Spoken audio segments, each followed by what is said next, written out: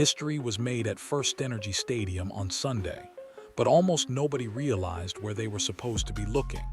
Yes, Myles Garrett finally broke the NFL's single-season sack record. Yes, the Cleveland Browns closed out a brutal year with a dramatic comeback win. But that's not the moment that has people inside the league quietly rethinking Cleveland's future.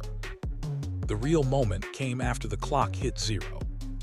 In a league where praise is usually careful, vague, and politically safe, Garrett said something that didn't sound scripted. It didn't sound emotional. It sounded definitive.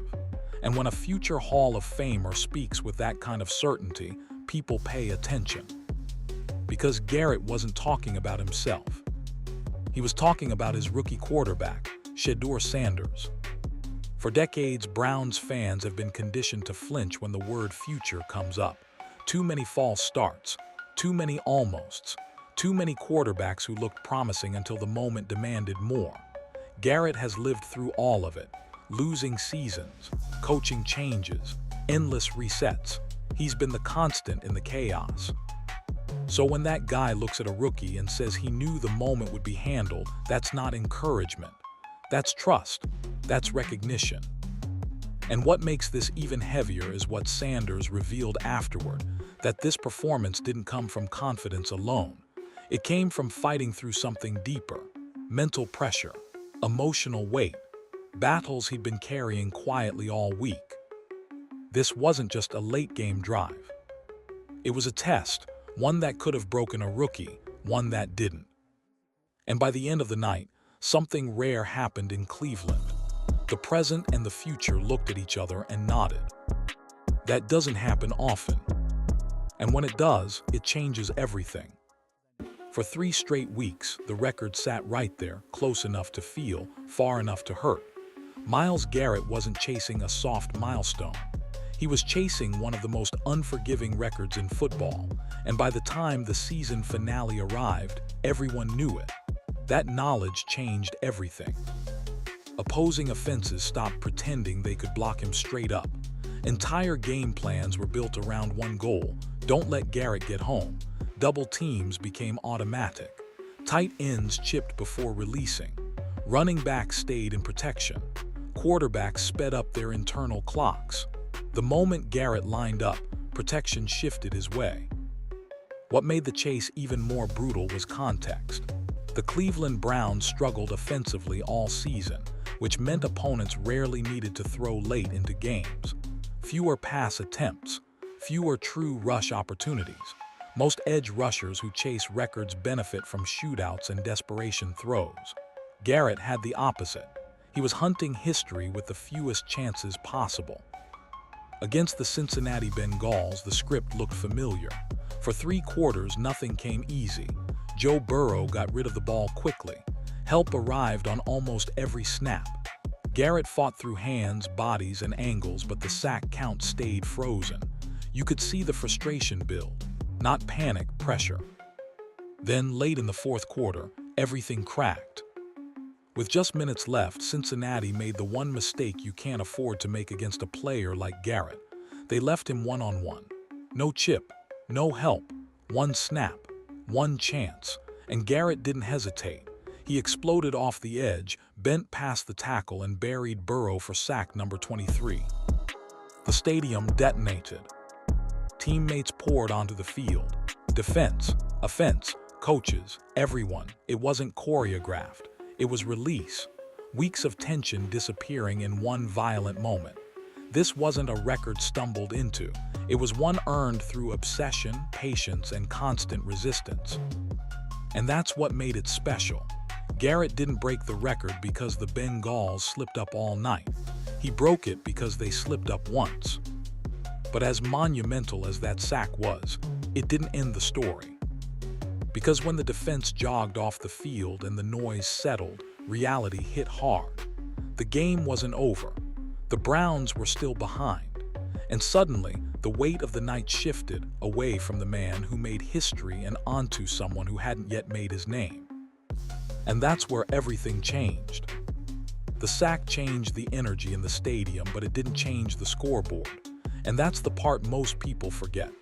After Myles Garrett made history, the Cleveland Browns were still trailing. The celebration had to stop. Helmets went back on. And suddenly, the entire weight of the night shifted to one place. The offense. More specifically, to a rookie quarterback who hadn't had a clean game and hadn't been cruising on confidence. Shedeur Sanders was being asked to do something that breaks a lot of young players: lead a game-winning drive with no margin for error, right after the franchise icon just delivered a once-in-a-lifetime moment. This is where seasons usually unravel. Rookies press, they force throws, they try to match the moment instead of managing it, especially in Cleveland, where late-game hope has a habit of collapsing under pressure. And early in the game, Sanders hadn't looked immune to that weight. His rhythm was off. His body language wasn't sharp. You could feel the tension building around him. But when the ball came back to him late in the fourth quarter, something was different. There was no panic in his movement, no rush in his eyes. Sanders didn't try to be heroic. He went surgical, short completions, smart decisions. Third downs converted one by one. Each snap pulled the Browns closer, not just to field goal range, but to belief. The drive didn't feel loud. It felt controlled. As the chains moved and the clock ticked down, the sideline changed too. You could see it. Teammates leaning in instead of packing. Coaches staying calm. And over on the other side, Garrett wasn't fidgeting. He wasn't packing. He was watching. That detail matters. Veteran defenders don't relax in those moments unless they trust what's happening in front of them. Garrett had spent years watching late drives fall apart. This time, he didn't look worried. He looked certain. When Sanders finally put the offense in position for Dustin Hopkins to do his job, the stadium held its breath. The kick went up, right down the middle. Game over. On paper, it was just a game-winning drive. But in context, it was something else entirely. It was a rookie handling the exact moment that usually exposes inexperience and not blinking. And that's when the story stopped being about a sack record. Because what came next, what Garrett said when the cameras found him, reframed the entire night in a way no stat ever could. The box score already had its headline. But the moment that actually changed how this game would be remembered came when the microphones turned on. When Myles Garrett was asked about that final drive, the one that sealed the win after his record-breaking sack, his answer landed heavier than anything he did on the field. Once we got in field goal range, I knew he was going to seal it. That wasn't phrasing you hear by accident. Garrett didn't say he hoped. He didn't say he felt good about it. He said he knew. And coming from a player who's lived through every version of late-game disappointment Cleveland can offer, that kind of certainty is rare. It's earned. It's deliberate. This is the same player who's watched leads disappear, kicks miss, drives stall, and seasons unravel. The same leader who's carried the Cleveland Browns through years where belief felt optional. When someone like that speaks with calm confidence about a rookie quarterback, it isn't emotion talking, it's recognition. Then came the line that hit even harder. I'm proud of him. That sentence doesn't sound dramatic, but inside an NFL locker room, it means everything. Pride implies trust. It implies responsibility shared. It implies that the weight Garrett has carried for years doesn't feel as heavy anymore. And the timing mattered. Garrett had just done something no defender in NFL history had ever done. He could have made the moment about himself, about the chase, about the frustration, about the record. Instead, he pointed the spotlight at Shedeur Sanders, a rookie who hadn't been perfect, who hadn't been cruising, but who delivered when the night demanded it. That's not media training, that's leadership. Veterans don't pass that kind of confidence lightly, especially in a city that's been burned before. Garrett didn't crown Sanders as the future with hype or theatrics. He did it with a simple statement of certainty, the kind that carries weight because it's quiet. And that's why this quote spread so fast. Fans latched onto it. Players noticed it. People inside the league replayed it because it didn't sound like encouragement. It sounded like acceptance. Acceptance that when the game tightened, when the moment got uncomfortable, the rookie didn't shrink. He handled it.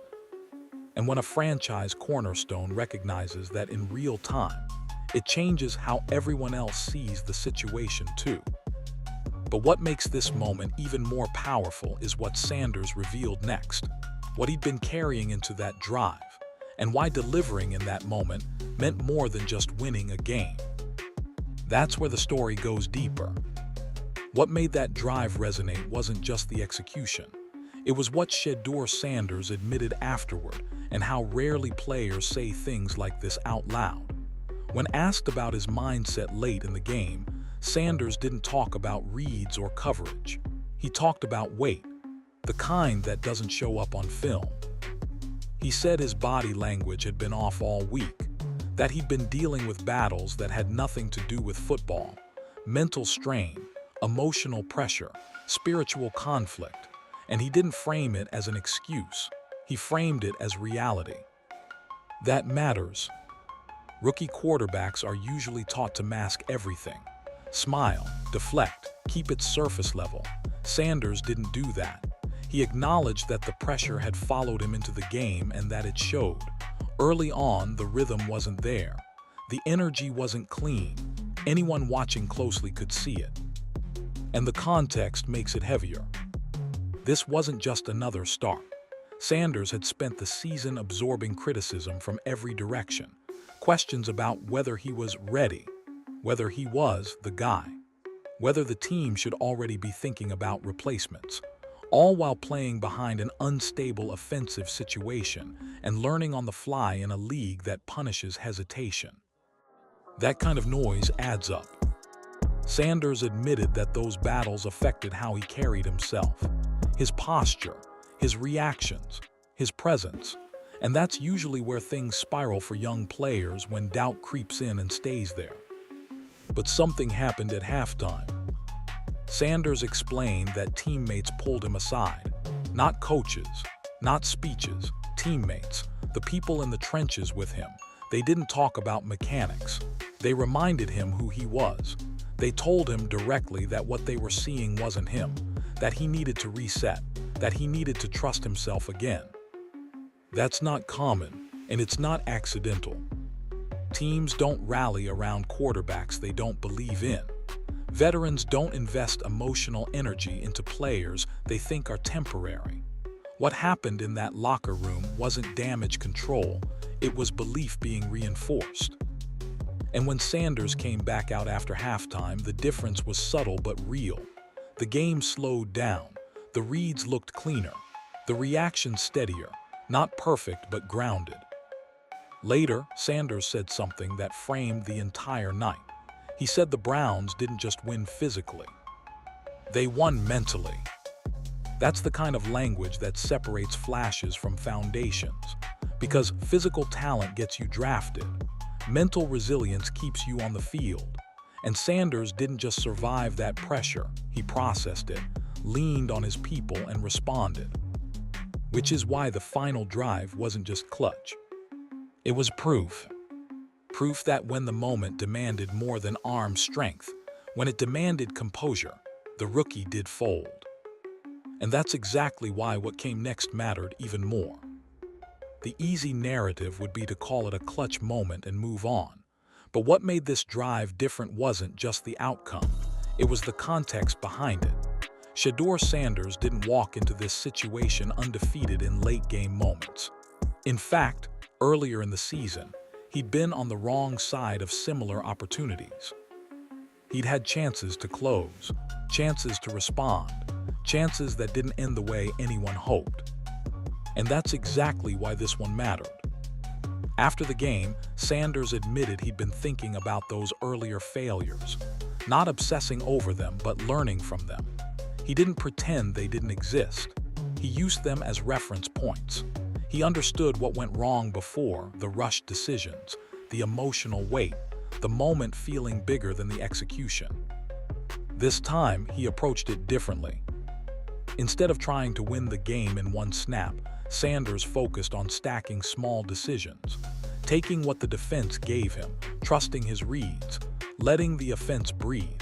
The throws weren't flashy, they were precise. The decisions weren't loud, they were correct. That's growth. Quarterbacks don't usually show that kind of adjustment this early. Many repeat the same mistakes under pressure. Hopping confidence alone will carry them through. Sanders didn't rely on confidence. He relied on clarity. He even said afterward that a bad half doesn't define character. That line says everything about his mindset. Plenty of players collapse after a rough start. Sanders didn't. He compartmentalized it. He accepted it. Then he moved past it. And that mental shift showed up on the field. On the final drive, Sanders wasn't reacting to the defense. He was anticipating it. He wasn't fighting the moment. He was controlling it. The game slowed down because his mind did. That's usually the last step young quarterbacks reach, and many never do. What also mattered was trust. He trusted his protection, trusted his receivers, trusted that if he did his job, the result would follow. And that trust went both ways. You could see it in how the offense moved together. No panic, no sideline chaos, just execution. That's why the kick at the end felt inevitable. Not because it was guaranteed, but because the drive had already been won mentally. Sanders didn't need to force anything. He needed to finish what he'd already started. And when the kick went through, it confirmed something deeper than a win. It confirmed that the mistakes from earlier in the season weren't wasted. They were absorbed, processed, turned into something useful. That's how quarterbacks actually develop.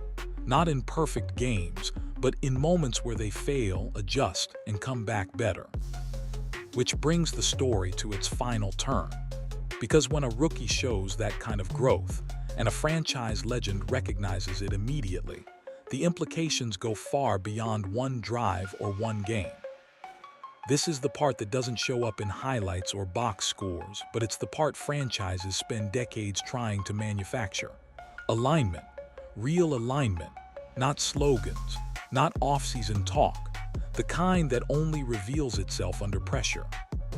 For years, the Cleveland Browns have had stars, but rarely at the same time, and almost never pulling in the same direction. One side of the ball would show up while the other collapsed. Leaders existed in isolation. That's why this moment landed differently. Because what happened Sunday wasn't just a veteran praising a rookie. It was the face of the franchise recognizing someone who can share the weight. Myles Garrett has been the Browns' constant through chaos, coaching changes, quarterback resets, lost seasons. He's been asked to dominate every week just to keep games close.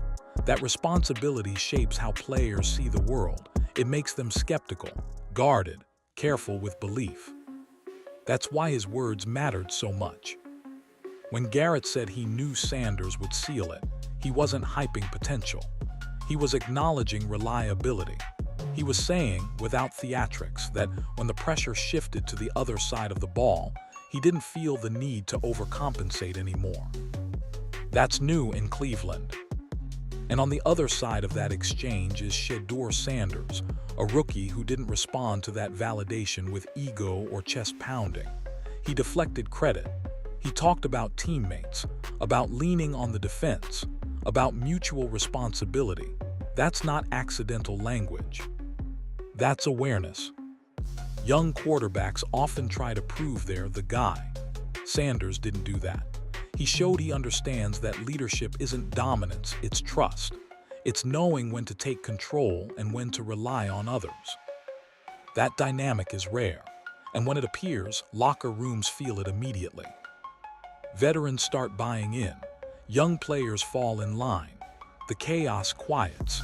Because once players believe the game won't always come down to one side saving the other, effort becomes sustainable. Hope becomes practical. This wasn't about a perfect game or a turnaround season. It was about seeing the two most important positions in the organization, defensive leader and quarterback, acknowledge each other in real time, under real pressure. That's how cultures actually change. Not through slogans or rebuilds, but through moments where belief becomes shared instead of isolated. Cleveland didn't just see a record broken and a game won.